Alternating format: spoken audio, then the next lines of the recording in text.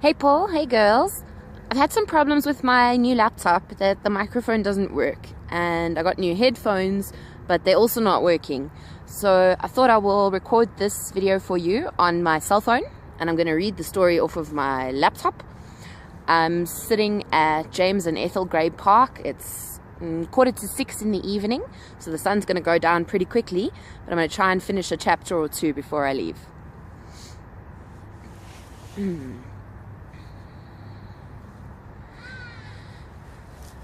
In the last episode, we learned about Blood Bottler and also about this magical cool drink that the BFG drinks called Frobskottel. If you remember, it was making them do funny farts. And this next chapter is called Journey to Dream Country. After the mad Frobskottel party was over, Sophie settled herself again on top of the enormous table. "You is feeling better now?" asked the big friendly giant. "Much better, thank you," Sophie said. "Whenever I is feeling a bit scrotty," the BFG said.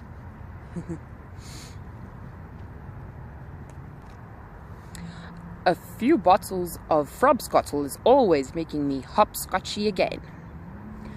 "I must say it's quite an experience," Sophie said. "It's a Raz-Twizzler," the BFG said. "It's gloriumptious."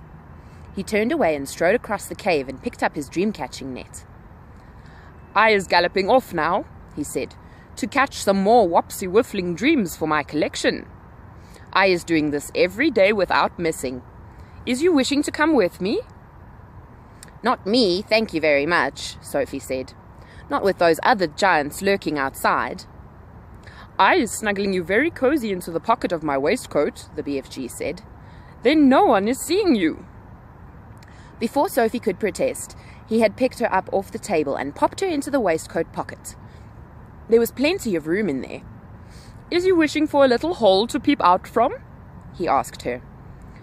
"There's one here already," she said. She had found a small hole in the pocket, and when she put one eye close to it, she could see out very well indeed. She watched the BFG as he bent down and filled his suitcase with empty glass jars. He closed the lid, picked up the suitcase in one hand, took the pole with the net on the end in the other hand, and marched towards the entrance of the cave. As soon as he was outside, the BFG set off across the great hot yellow wasteland where the blue rocks lay and the dead trees stood, and where all the other giants were skulking about. Sophie, squatting low on her heels in the pocket of the leather waistcoat, had one eye glued to the little hole. She saw the group of enormous giants about 300 yards ahead. "Hold your breaths," the BFG whispered down to her. "Cross your figglers, here we go. We is going right past all these other giants. Is you seeing that whopping great one, the one nearest to us?" "I see him," Sophie whispered back, quivering. "That is the horriblest of them all, and the biggest of them all. He is called the flesh lump eating giant." "I don't want to hear about him," Sophie said. "He is 54 feet high," the BFG said softly as he jogged along, "and he is swallowing human beings like they is sugar lumps, 2 or 3 at a time." "You're making me nervous," Sophie said. "I is nervous myself," the BFG whispered. "I always gets as jumpsy as a jog hopper when the flesh lump eating giant is around." "Keep away from him," Sophie pleaded. "Not possible," the BFG answered. "He is galloping easily 2 times as quickly as me." "Shall we turn back?" Sophie said. "Turning back is worse," the BFG said. "If they is seeing me running away, they is all giving chase and throwing rocks." "They would never eat you though, would they?" Sophie asked. "Giants is never guzzling other giants," the BFG said. "They is fighting and squarreling a lot with each other, but never guzzling. Human beings is more tasty to them." The giants had already spotted the BFG, and all heads were turned, watching him as he jogged forward. He was aiming to pass well to the right of the group. Through her little peephole, Sophie saw the flesh lump-eating giant moving over to intercept them. He didn't hurry. He just loped over casually to a point where the BFG would have to pass. The others loped after him. Sophie counted 9 of them all together, and she recognized the blood bottler in the middle of them. They were bored. They had nothing to do until nightfall. There was an air of menace about them as they loped slowly across the plain with long lolloping strides, heading for the BFG. "Here comes the runty one," boomed the flesh lump eater. "Ho, ho there, runty one! Where is you splatwinkling away to in such a hefty hurry?" He shot out an enormous arm and grabbed the BFG by the hair. The BFG didn't struggle. He simply stopped and stood quite still and said, "Be so kind as to be letting go of my hair, flesh lump eater." The flesh lump eater released him and stepped back a pace. The other giants stood around, waiting for the fun to start. "Now then, you little grob squiffler," boomed the flesh lump eater. "We is all of us wanting to know where is you galloping off to every day in the daytime. Nobody ought to be galloping off to anywhere until it is getting dark. The human beings could easily be spotting you and starting a giant hunt, and we is not wanting that to happen, is we not?" "We is not," shouted the other giants. "Go back to your cave, runty one." "I is not galloping to any human being country," the BFG said. "I is going to other places." "I is thinking," said the flesh lump eater, "that you is catching human beings and keeping them as pets." "Right you is," cried the blood bottler. "Just now I was hearing him chittering away to one of them in his cave." "You is welcome to go and search my cave from frack to bunt," the BFG answered. "You can go looking into every nook and cranny. There is no human beings or stringy beans or runner beans or jelly beans or any other beans in there." Sophie crouched, still as a mouse, inside the BFG's pocket. She hardly dared breathe. She was terrified she might sneeze. The slightest sound or movement would give her away. Through the tiny peephole, she watched the giants clustering around the poor BFG. How revolting they were! All of them had biggy little eyes and enormous mouths with thick sausage lips. When the flesh lump eater was speaking, she got a glimpse of his tongue. It was jet black, like a slab of black steak. Every one of them was more than twice as tall as the BFG. Suddenly, the flesh lump eater shot out 2 enormous hands and grabbed the BFG around the waist. He tossed him high in the air and shouted, "Catch him, manhugger!" The manhugger caught him. The other giants spread out quickly in a large circle, each giant about 20 yards from his neighbor, preparing for the game they were going to play. Now the manhugger threw the BFG high and far, shouting, "Catch him, bone cruncher!" The bone cruncher ran forward and caught the tumbling BFG and immediately swung him up again. "Catch him, child chewer!" he shouted. And so it went on. The giants were playing ball with the BFG, vying with each other to see who could throw him the highest. Sophie dug her nails into the sides of the pocket, trying to prevent herself from tumbling out when she was upside down. She felt as though she were in a barrel going over the Niagara waterfalls. And all the time there was the fearful danger that one of the giants would fail to catch the BFG and he would go crashing to the ground. "Catch him, meat dripper! Catch him, gizzard gulper! Catch him, maid masher! Catch him, blood bottler! Catch him! Catch him! Catch him!" In the end, they got bored with this game. They dumped the poor BFG on the ground. He was dead and shattered. They gave him a few kicks and shouted, "Run, you little runt! Let us be seeing how fast you is galloping!" The BFG ran. What else could he do? The giants picked up rocks and hurled them after him. He managed to dodge them. "Ruddy little runt!" they shouted. "Troggy little twit! Shrivelly little shrimp! Mucky little midget! Squoggy little squib! Grobby little grub!" At last the BFG got clear of them all, and in another couple of minutes the pack of giants was out of sight over the horizon. Sophie popped her head up from the pocket. "I didn't like that," she said. "Phew," said the BFG. "Few and far between. They was in a nasty crushing mood today, was they not? I is sorry you was having such a whirl-gig time." "No worse than you," Sophie said. "Would they ever really hurt you?" "I isn't ever trusting them," the BFG said. How do they actually catch the humans they eat? Sophie asked. They is usually just sticking an arm in through the bedroom window and snitching them from their beds, the BFG said. Like you did to me. Ah, but I isn't eating you, the BFG said. How else do they catch them? Sophie asked.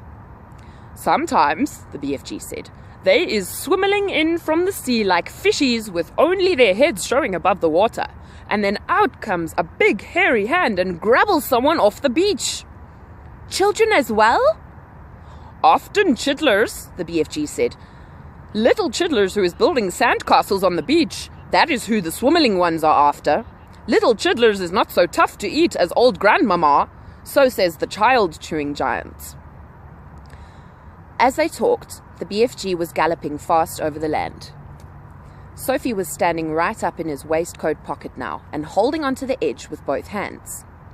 Her head and shoulders were in the open and the wind was blowing in her hair. How else do they catch people? She asked. All of them is having their own special ways of catching the human being, the BFG said. The meat-dripping giant is preferring to pretend he is a big tree growing in the park. He is standing in the park in the dusky evening, and he is holding great big branches over his head. And there he is waiting until some happy families is coming to have a picnic under the spreading tree. The meat-dripping giant is watching them as they lay out their little picnic. But in the end, it is the meat dripper who is having the picnic.